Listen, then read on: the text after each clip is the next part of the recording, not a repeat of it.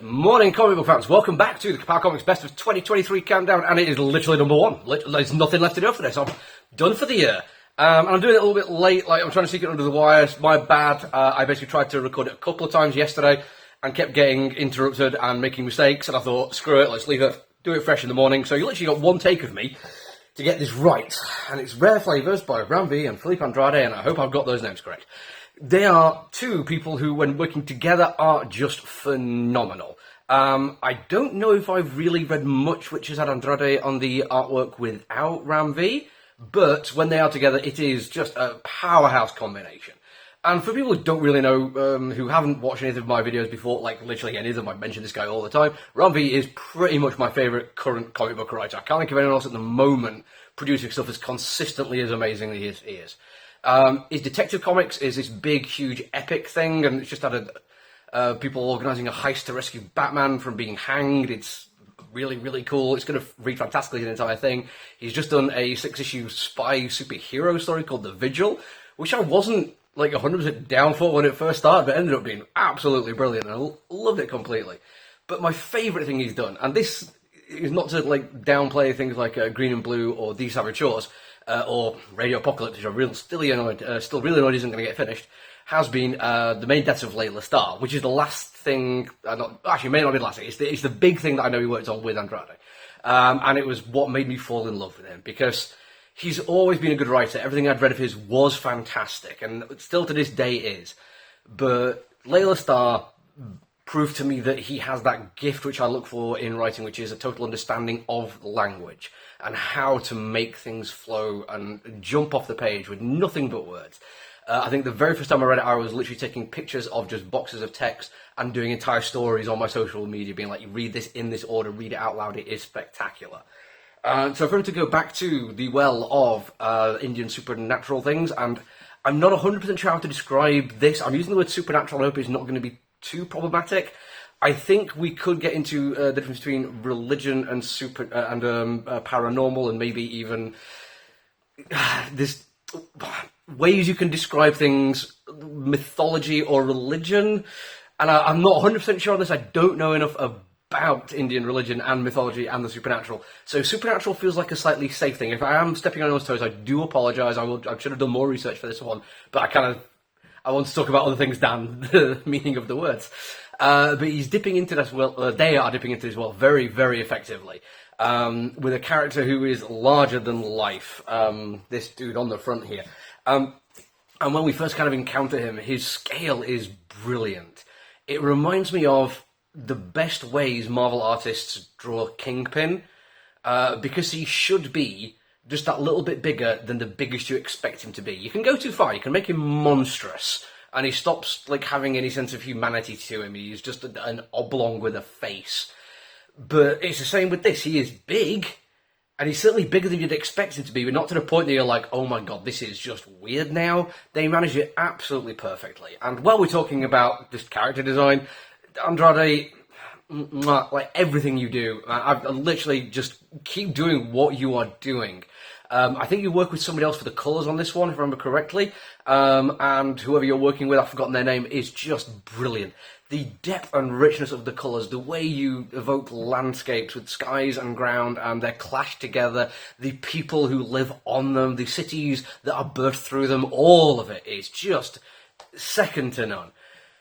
And the characters are fantastic. Every single one of them is individual. Every single one of them, even background characters in a crowded marketplace, feel like they've got a rich, full life because you put enough effort into it that you're just like, yeah, that dude, he's clearly a fan of things. He has a life. He has a family. She cares deeply about her pet or something. Like, everything is there. And I cannot overstress how much I absolutely love it.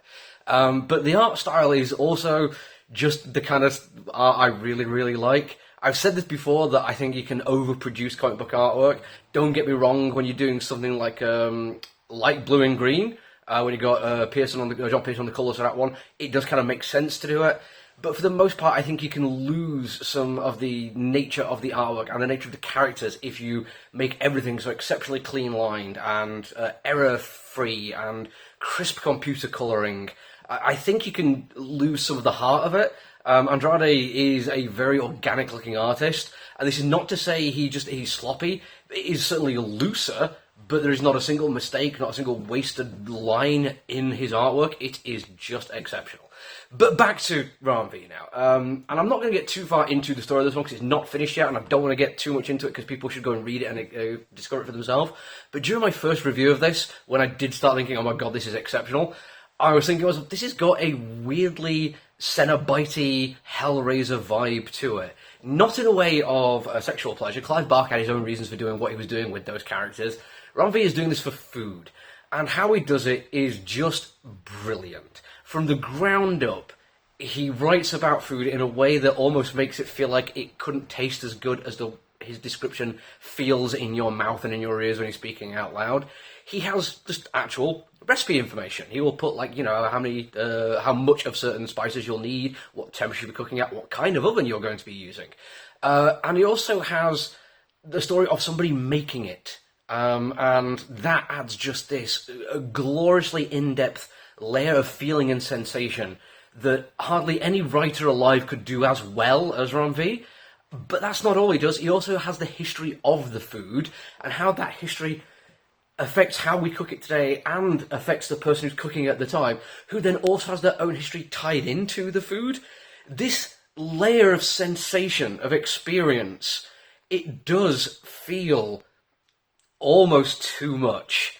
Almost like, should I be enjoying this the way I am? This is just a description of somebody making lamb.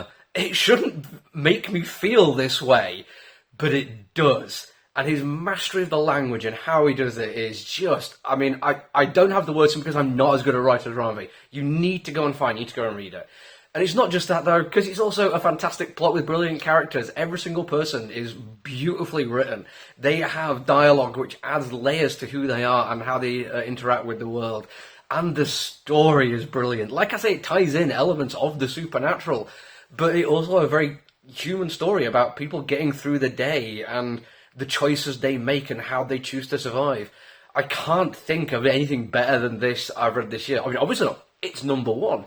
But even, just individual examples of something which would make me go, damn, this is like Ram V level of writing. And he just, so far at least, has filled 3 issues with it. Non-stop, top quality. I cannot stress enough that if you are not reading Ram V at all, but specifically this book, you are making mistakes. You are missing out on the potential for glory. Not just that, but next year he's got a crime fiction noir thing coming out where he's writing it interspersed with Dan Waters' own stuff. And I've already ranked Waters as number 3 this year with The Seekers Have Teeth. So you've got to check that out. He's doing a mecha robot thing coming out as well, which looks like it's going to be absolutely amazing. You need to be paying attention to what this man does. I honestly do not know a better writer out there, and if you go and look at the stuff I've reviewed so far, just for this top 10 for this year, you'll see some absolute quality on this list. Ram V is at the top and deserves to be so, and I hope he stays there for a very long time. That's it for me now, though. I've got more stock coming in next week between Christmas and New Year. There may be a review or 2 sneaking out, but honestly, I'm probably signing off for the year right now, so enjoy your Christmas Eve and your Christmas and your New Year and all the time in between. Read many comics, give comics as gifts. If you get comics, just enjoy them, read them, and then lend them to other people. I absolutely love comic books, and I hope you do too. That's it, though. I'm signing off. Until I see you again, look after each other, everyone. Stay safe. Bye.